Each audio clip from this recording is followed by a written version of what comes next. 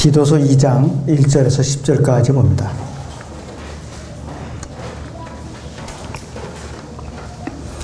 그러나 너는 건전한 교리에 부합되는 것들을 말하며 나이 많은 남자들은 신중하고 근엄하며 절제하고 믿음과 사랑과 인내함에 건전하게 하고 나이 많은 여자들도 이와 같이 되게 하여 행실이 거룩하고 모함하지 아니하며 술에 인박이지 아니하며 선한 것들을 가르치는 선생이 되어 그들이 젊은 여자들을 가르쳐서 절제하고 남편을 사랑하며 자녀들을 사랑하고 신중하며 정숙하고 집안일에 있으며 선하고 그들 자신의 남편에게 복종하게 하라. 이는 하나님의 말씀에 모독을 받지 않게 하려 함이라. 이와 같이 젊은 남자들에게도 신중하게 행동하도록 권하되 매사에 네 스스로가 선한 일에 본을 보이고 교리에 있어서는 부패치 않음과 신중함과 진실함을 보이며 건전한 말을 하여 정죄받지 않도록 하라.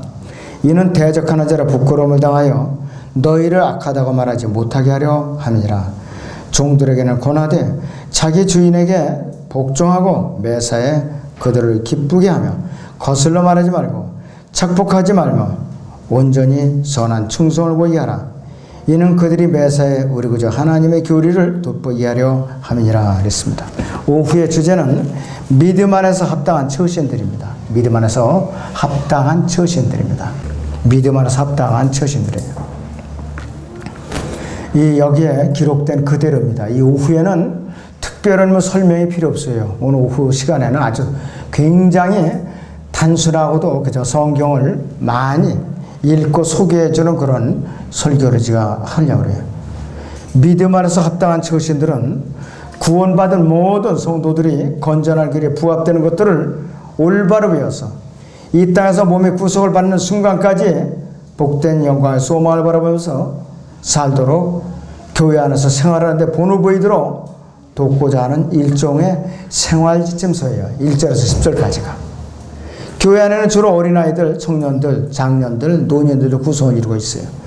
역사적으로 초대교회 당시에 교회 안에는 실제로 5부류의 구성원들이 존재했었어요.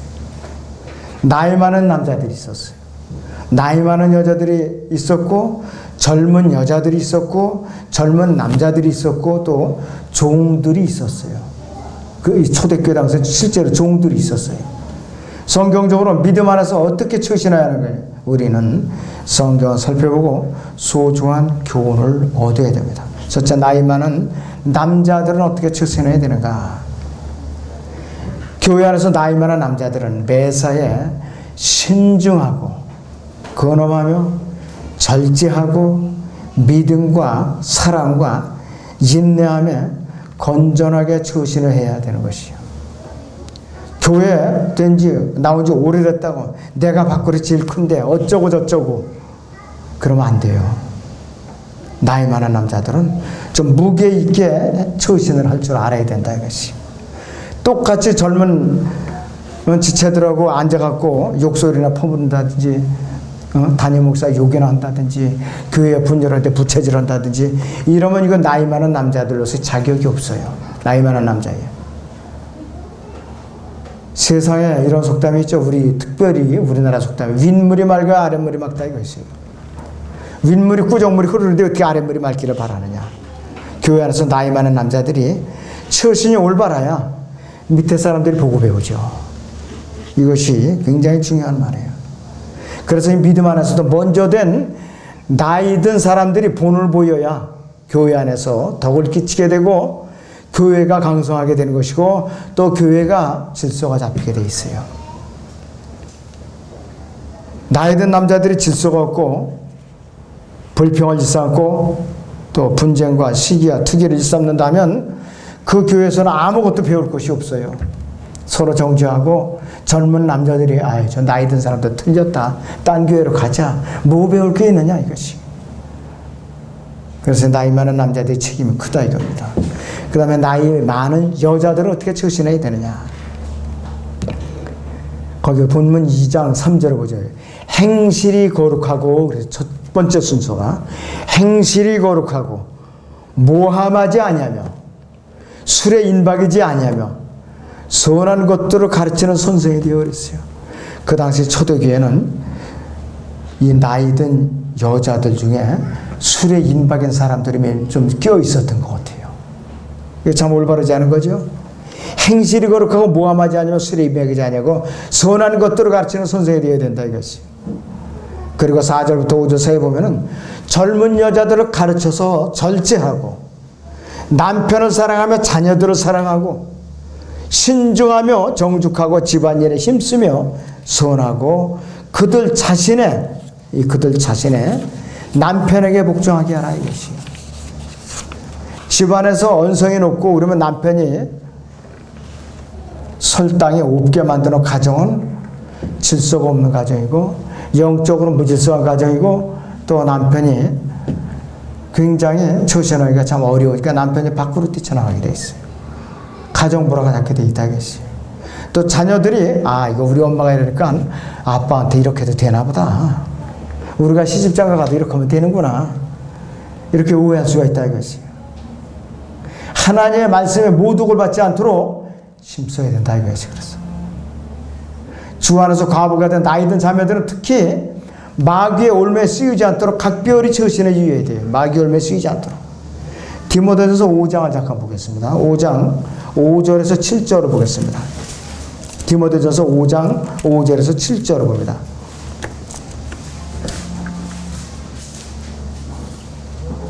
참 과부이며 외로운 여인은 하나님을 신뢰하고 밤낮 간구와 기도를 꾸준히 하지만 향락 속에 사는 여인은 살아있지만 죽은 것이라 이것들을 일러주어 그들이 비난받지 않게 하라 그랬습니다. 또 디모데전서 5장 10절에서는 교회 안에서 과부로서 홀로 된 나이 많은 자매들에게 뭐라고 하느냐. 10절을 보시면 선한 행실에 대한 좋은 평판이 있어야 하리니 곧 자녀를 양육하였거나 나그네들을 유숙하게 해줬거나 성도들을 발을시켰거나 고난에 처한 사람들을 구제했거나 모든 선한 일에 열심히 쫓아 행한 사람이라야 되리라. 그 중에 60세 이상 된 사람들을 과부의 명부에 올려서 어려운 일이 있을 때에 최우선적으로 그 사람들의 생계를 후원해 주는 거예요. 그 사람들은. 그런데 그렇지 않은 과부들은 나이가 60세가 넘었어도 제외돼야 된다 이 소리예요. 바로 여기 쭉 저기 디모데전서 5장 그 5절 7절에 보면은 여기 또 10절에 보면은 열심히 주님을 섬겼던 사람들이에요. 행실이 열심히 했던 사람들.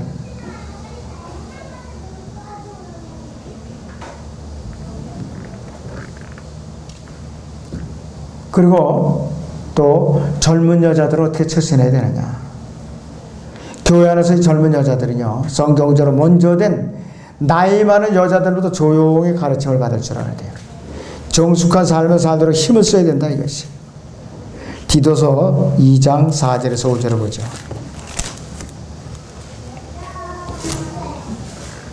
그들이 젊은 여자들을 가르쳐서 절제하고 남편을 사랑하며 자녀들을 사랑하고 신중하며 정숙하고 집안일에 힘쓰며 선하고 그들 자신의 남편에게 복종하게 하라. 이는 하나님의 말씀에 모독을 받지 않게 하려 함이라. 교회 안에서 젊은 여자들이 위아래도 모르고 그냥 가르치려고 덤비고 일일이 말창결을 하는 데 힘쓰고 또 이 집 저 집 다니면서 그냥 말질을 하고 돌아다니고 그러면 안 되죠. 그리고 교회 분란이 일어나고 가정 분란이 일어나게 돼 있어요. 심한 경우에는 남편이 참다 못해갖고 남편이 어떻게 되냐? 그냥 한 대 쥐어박죠. 견디지 못하고 있다고 마누라가 있으면 집에서 나가버리라고 이러면서 한 바퀴 쥐어박는다 이거지요. 누구 원만 할 수 없어요. 전부 합당한 벌을 받는 거니까. 아담이 타락한 이후에 여자는 남편의 다스림에 복종해야 될 의무가 있어요. 복종해야 될 의무. 창세기 3장 16절을 봅니다. 창세기 3장 16절을 보시기 바랍니다.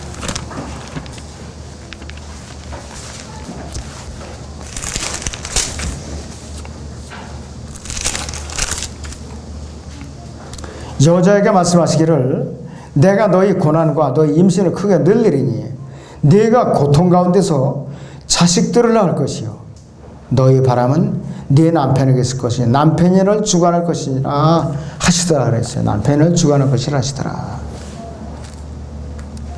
특히 교회 안에서 젊은 과부들은 정욕을 이기지 못하고 정욕에 치우쳐서 범죄하기 쉽다 이것이에요. 한마디로 속된 말로 바람을 피우기 쉽다 이거 24주 다른 남자들과 같이. 그러면은 이것이 참 여러 가지로 곤란하다 이것이. 그래서 사도 바울이 일찌감치 이런 사람들을 위해서 지침을 준 것이 있는데 디모데전서 5장을 보겠습니다. 디모데전서 5장 11절에서 14절을 보죠. 그러나 젊은 과부들은 거절하라 그랬습니다. 이는 그들이 그리스도를 거슬러 정욕에 강해지기 시작하면 혼인하고자 하니 그들은 처음 믿음을 버렸으므로 정죄함을 받느니라. 그들은 게으른 데 익숙하여 집집마다 돌아다니며 게으름을 피울 뿐만 아니라 또한 수다를 떨고 말참견을 하며 마땅히 해서는 아니 되는 말을 하나니 그러므로 젊은 여자들은 혼인하여 아이들을 낳고 집안일을 돌보아서 대적에게 비방받을 기회를 조금도 주지 않기를 바라노라 그랬습니다. 이는 어떤 사람들이 이미 사탄을 따라 길을 잘못 들었습니다 그랬어요. 재혼을 시켜서 성경적으로 성경에 합당적으로 기준에 맞는 남자들과 재혼을 시켜서 가정을 이루라 이거예요. 그 시간이 그리스도인들에게는 원수예요. 몸이 변화를 받고 저희 구원을 받고 바로 몸이 변화를 받았으면 참 좋다 이거예요. 갈보리 십자가 양쪽에 있던 한 강도가 구원을 받자마자 그 사람 낙원으로 바로 갔죠. 십자가에 처형을 하고. 그랬으면 얼마나 좋으냐 이것이. 이 시간이 주님께서 데려갈 때까지 너무 기니까 그동안에 온갖 죄를 다 짓는다 이것이. 그러느니 차라리 믿음 안에 합당한 남자가 재혼을 해서 가정을 이루어서 가정을 돌보고 죄를 짓지 말라 이 뜻이에요. 이것이 성경적인 지침이라 이것이. 너무나도 구체적인 지침이라 이것이. 그 다음에는 젊은 남자들을 어떻게 처신해야 되는가. 디도서 2장 6절에서 7절을 봅니다. 디도서 2장 6절에서 7절 보죠. 이와 같이 젊은 남자들에게도 신중하게 행동하도록 권하되 매사에 내 스스로가 선한 일에 본을 보이고 교리에 있어서는 부패치 않음과 신중함과 진실함을 보이며 그랬습니다. 건전한 말이나 정죄받지 않도록 하라. 이는 대적하는 자를 부끄러움을 당하여 너희를 악하다고 말하지 못하게 하려 함이라 이렇게 말을 하고 있어요. 믿음 안에 있는 젊은 남자들은 말과 행실과 사랑과 영과 믿음과 순결에 있어서 믿는 자들의 본이 되어야 된다 그랬어요. 이것이 디모데전서 4장 12절에 나온 말씀. 건전한 말씀과 건전한 교리에 힘써야 되고 믿음 안에 있는 젊은 남자들은 그들의 마음이 하나님과 성경과 그 안에 있는 것들로 가득 차 있어야 돼요. 그렇지 않으면 자꾸 범죄할 수밖에 없다 이것이에요.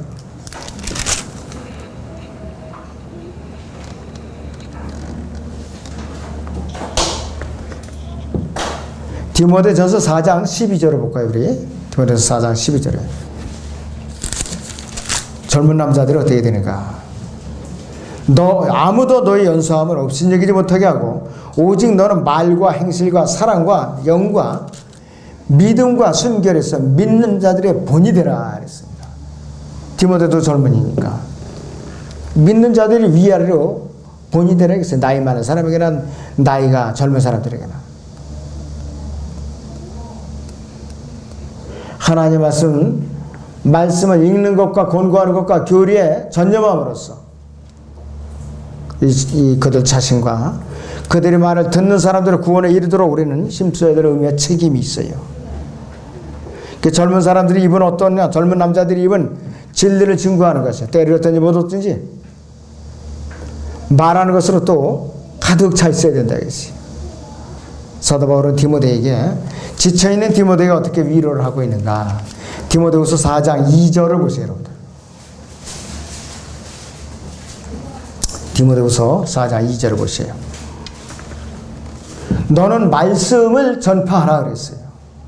때를 얻든지 어떤지 항상 대비하라. 모든 오래 참음과 교리로 견책하고 책망하며 권고하라 이랬어요. 젊은 사람들은 나이 많은 여자들 앞에서도 남자들 앞에서도 당당하게 이렇게 하라 이거예요. 바로. 자, 이것이 지식으로 잘 무장되고 훈련된 사람만이 가능한 일이라 이것이. 젊은 남자들은요. 골로새서 3장 8절을 보겠습니다.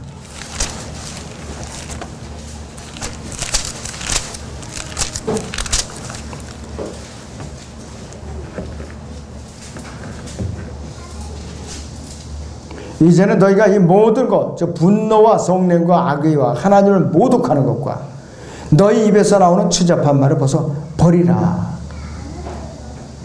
이대로 행동을 하라 이것이. 에베소 4장 29절 보죠. 에베소 4장 29절에 너희 입에서 어떠한 더러운 말도 나오지 아니하게 하고 오직 서로를 세우는 데 필요한 좋은 것만을 말하여 듣는 자들에게 은혜를 끼치게 하라 그랬어요. 듣는 자들이 은혜를 끼치게 하라. 이 젊은 남자들의 행동은 다른 그리스도인들과 함께 해야 되는데 사도 바울은 디모데후서 2장 2절에서 이렇게 말하고 있어요. 그리고 네가 많은 증인들 가운데서 내게 들은 것들을 신실한 사람들을 맡기라. 그들이 또 다른 사람들을 가르칠 수 있으리라 이랬어요. 건전한 젊은이들이 입술에서 나오는 그 말씀을 통해서 또 다른 사람들이 세워지고 또 다른 사람들이 세워지고 이런 역사가 교회 안에서 일어나야 된다 이것이. 이 젊은 남자들의 삶은 그가 속한 사회와 이웃에게 예수 그리스도를 전파하고 그분을 증거하는 데 그 삶 자체가 드려져야 된다 이것이. 믿음 안에서 합당한 처신들, 그 초대 시대는 이제 교회 안에 종들이 존재했는데 지금은 거의 없죠. 이 종들은 어떻게 처신해야 되는가? 디도서 보면 2장 9절에서 10절을 봅니다. 디도서 2장 9절에서 10절을 보죠.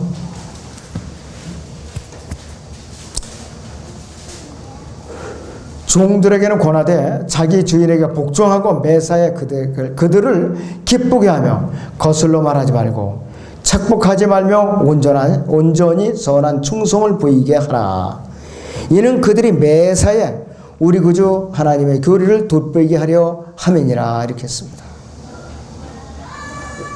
성경적으로 보면요, 종들은 주인에게 예속되어 있는 신분으로서요 자기 마음대로 처신할 수 있는 권리가 없어요. 우리나라도 조선시대까지만 해도 그래요. 종은 주인의 재산의 일부에 재산의 일부. 사고 팔 수가 있어요. 종을 갖다가 사고 팔 수가 있어요. 그리고 때리고 싶으면 때리고, 구박하고 싶으면 구박할 수 있고, 내쫓고 싶으면 내쫓을 수 있고, 주인의 권한이에요 그게. 그런데도 불구하고 성경에서 종 보고 믿는 상전을 없이 여기지 말고 속이지 말고 착복하지 말라고 그랬어요. 매사에 주인의 명령에 순종하고 주인을 기쁘게 할 의무가 있을 뿐이에요. 순수하고도 온전한 마음으로 마음을 다해서 충성을 보여야 돼요. 하나님의 영광을 가리지 않도록 또 예수 그리스도 이름을 높이도록 힘써야 돼요. 가장 중요한 것은 복음 전파가 방해받지 않도록 종으로서의 처신을 잘해야 된다 이거예요. 굉장히 종들에게 실질적으로 현실적으로 종들에게 주님의 어려운 주문이 아닐 수가 없어요. 자, 우리 종들의 삶은 그대로 삶 자체가 고단해요. 굉장히 고단하다 이것이. 그런데 사람들이 종으로서의 신분을 망각하고 주인에게 반역을 일삼고 그런 짓을 잘한다 이것이.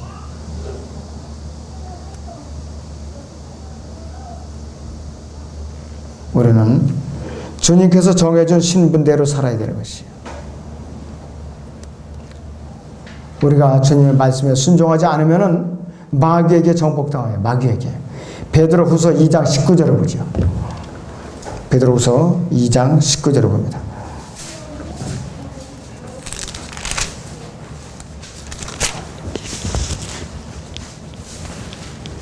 그들에게 자유를 약속하나 자신들 자신은 타락한 종들이니 이랬어요. 누구든지 정복을 당하면 그는 정복한 자의 종이 되는 것이라. 마귀에게 정복당하면 마귀의 종이요, 예수님에게 정복당하면 예수님의 종이요, 정복당한 자의 종이 된다 이것이에요. 우리는 구원받으면 그때부터는 예수님의 종이에요. 예수님 끝까지 믿지 않고 버티면 마귀의 종이에요. 끝까지. 예수님의 종이면은 종이면서도, 이상하게도 종이면서도 특권을 누려요. 어떤 특권을 누리냐? 영원한 생명을 누리고 영원에 가서 통치에 참여하는 공동상속자의 특권을 누린다 이것이에요. 우리가 또 그분의 신부이고 그분의 공동상속자라 이것이에요.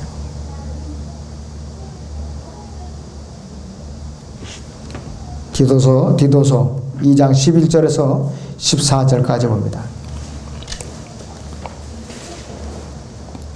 디도서 2장 11절부터 이는 구원을 주시는 하나님의 은혜가 모든 사람에게 나타났어 우리를 가르치시되 불경건과 세상 정욕들을 거부하고 우리로 신조하며 의롭고 경건하게 이 현 세상을 살아가게 하시며 그 복된 소망 곧 위대하신 하나님이신 우리 구주 예수 그리스도의 영광스러운 나타나심을 기다리게 했음이니 그가 우리를 위하여 자신을 주신 것은 우리를 모든 죄악에서 구속하시고 자신을 위해 정결케 하사 선한 일에 열심을 내는 독특한 백성이 되게 하려 하심이라.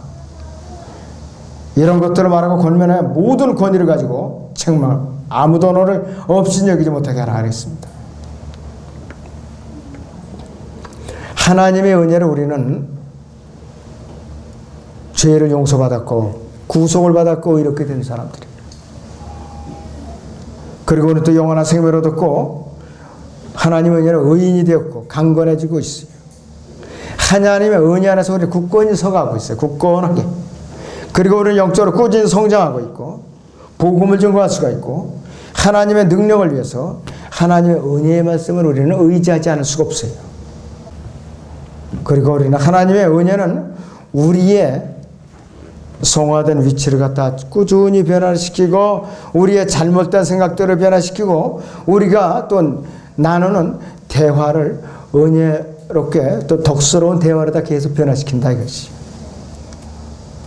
우리의 잘못된 생각들을 변화시켜주고 우리가 겪는 모든 시험으로부터 우리를 강건하게 훈련을 시켜주고 있다 이것이. 또 하나님의 은혜는 예수 그리스도의 일을 할 수 있는 우리에게 지혜를 주셔요. 지혜. 고린도전서 3장을 보죠. 9절에서 10절을 봅니다. 고린도전서 3장 9절에서 10절을 봅니다. 우리는 하나님과 함께 일하는 동역자들이라. 너희는 하나님의 경작지요 하나님의 건축물이라. 내게 주신 하나님의 은혜에 따라 내가 현명한 건축가와 같이 기초를 닦았더니 다른 사람이 그 위에 지으리라. 그러나 각 사람은 그 위에다 어떻게 지을지 주의할 것이라. 하나님께서 지혜를 주셔야만 할 수가 있다 이것이. 하나님의 은혜는 우리에게 언제나 모든 것들을 충분히 공급해 주시는 능력이 있고 우리에게는 은혜의 하나님, 우리를 죄에서 건져주신 은혜가 충만하신 구세주가 계시잖아요. 또 우리는 구원의 전부가 은혜일 뿐만 아니라 예수님을 셋째 아들의 그 높고 높은 영광의 보좌에서 이 아주 비천한 갈보리 십자가에까지 끌어내리게 한 것도 어떤 것이냐? 하나님의 은혜가 있었기 때문에 가능했었다 이것이. 그리고 궁극적으로는 하나님의 은혜는 우리로 하여금 죄악된 세상으로부터 우리 몸을 변화시켜서 영광스러운 셋째 하늘로 옮겨주실 것을 우리는 기다리는 존재들이에요. 교회 안에서 우리는 성경대로 하나님께 일러주신 대로 처신을 잘하고 순종할 때에 이러한 우리는 기쁨을 누릴 수가 있어요. 그 영광을 맛볼 수가 있다 이것이에요.